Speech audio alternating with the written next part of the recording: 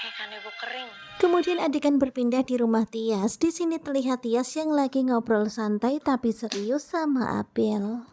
Senyum nggak pernah. Dan memang ada-ada aja ya Abel itu nyamain Dian sama kayak kanebo kering. Karena memang Dian itu nggak pernah senyum dan terlihat memprihatinkan.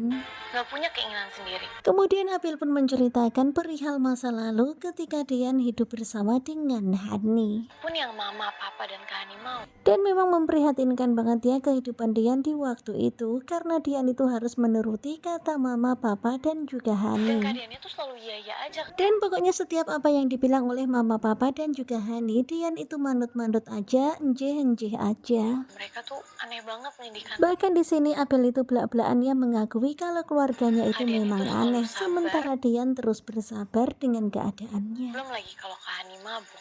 Kemudian Abel juga menceritakan kalau Hani dulu juga suka mabuk. Dan mendengar itu tentu saja Tias pun kaget. Gue jemput Kak Hani untuk ngajak Hani pulang. Kemudian setiap kali Hani mabuk, Dian itu selalu saja dengan setia menjemput Hani untuk pulang. Mas Dian cinta banget sama Kemudian Tias pun menebak pastinya di masa itu Dian begitu sangat cinta kepada Hani ya karena sampai-sampai Dian mau berbuat apapun untuk Hani. Dian tuh bener-bener gak dianggap sama Kak Hani. Tetapi kemudian Abel pun mengatakan kalau Dian itu benar-benar nggak dianggap sama Hani dan juga Wulan. Kak Dian tuh hatinya terbuat dari apa? Dan sekarang ini Abel benar-benar sangat takjub kepada Dian, kok yo bisa ada orang yang sesabar Dian. Gak mungkin sih kalau Kak Dian tuh gak menderita. Tetapi Abel yakin kalau sebenarnya Dian itu menderita, ya walaupun kehidupannya seperti itu ya datar, tetapi sebenarnya menderita. Tega banget kamu sama laki-laki. Dan mendengar kehidupan Dian dan Hani di masa lalu, tentu saja Bu Yuni pun jadi prihatin, benar-benar sangat menyedihkan.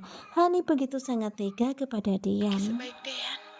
Padahal Bu Yuni tahu betul ya kalau Dian itu adalah laki-laki yang baik. Dan pastinya Bu Yuni kecewa banget ya sama Hani sudah memperlakukan Dian seperti itu. Berdua itu berhak untuk bahagia. Kemudian Abel pun memberikan dukungan kepada kebahagiaan Tias dan juga kebahagiaannya Dian. Abel pun berkata kalau kalian berdua berhak bahagia. Kakak jangan sia-siain cintanya Kak Kemudian Abel pun meminta kepada Tias supaya jangan menyia-nyiakan cintanya Dian.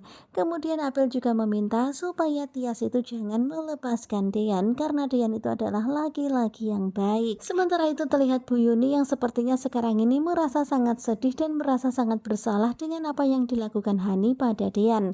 Padahal Dian itu adalah sosok laki-laki yang baik tetapi ternyata kok Hani tega melakukan semuanya itu.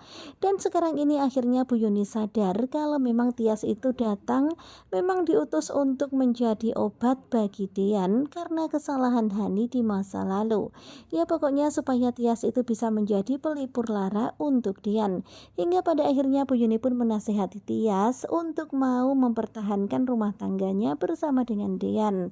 Karena apa yang sudah terjadi di masa lalu, Dian disakiti oleh Hani dan sekarang ini Tias harus menjadi obat bagi Dian supaya Dian itu bahagia. Kemudian Bu Yuni pun meminta kepada Tias supaya jangan lagi melanjutkan gugatan cerainya kepada Dian.